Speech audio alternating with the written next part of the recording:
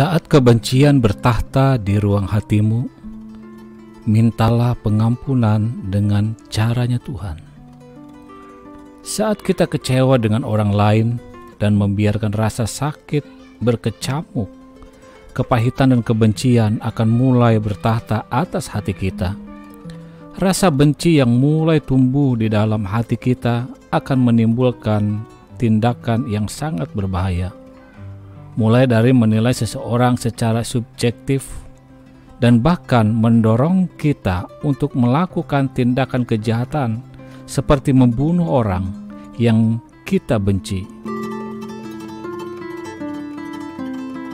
Dalam kamus Webster disebutkan bahwa benci artinya memiliki ketidaksukaan yang kuat atau niat buruk untuk bersikap benci. Rasa benci hanya akan membuat kita kehilangan belas kasihan untuk mengampuni.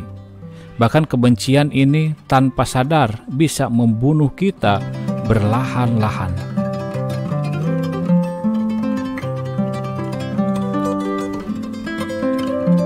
Tuhan sama sekali tidak merancangkan kita untuk hidup dalam sifat-sifat negatif seperti membenci, memfitnah, marah, dan sebagainya. Dia merancangkan kita untuk hidup dalam kasih-Nya yang dipenuhi dengan segala hal-hal yang baik, termasuk penuh kesabaran, kasih persaudaraan, dan perdamaian. Saat hati kita mulai tercemar dengan kebencian, kita bisa memperbaharuinya dengan pikiran Tuhan. Dalam Yesaya 55 ayat yang ke-9, Allah berkata, "Seperti tingginya langit dari bumi, demikianlah tingginya jalanku dari jalanmu, dan rancanganku dari rancanganmu." Tuhan tidak berkata, pikiranku kan jauh lebih tinggi dari pikiranmu. Dia malah berkata, ayo naik dan berpikirlah seperti aku berpikir. Disinilah kebebasan itu. Kita melakukan hal ini dengan cara membaca firman-Nya. Firman Allah adalah kehendak-Nya yang hidup atas kita.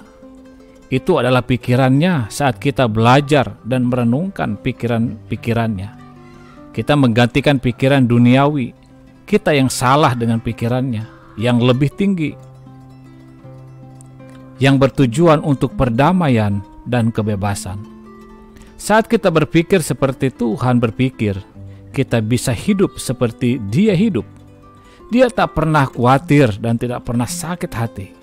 Dia malah selalu menawarkan pengampunan kepada kita seperti Dia melakukannya atas kita. Pengampunan dalam hal ini bukan berarti kalau kita harus berpura-pura kalau tidak terjadi apa-apa. Tapi sikap pengampunan adalah sikap di mana kita mau berdamai dengan hati kita dan memampukan kita untuk mengampuni orang yang melukai kita.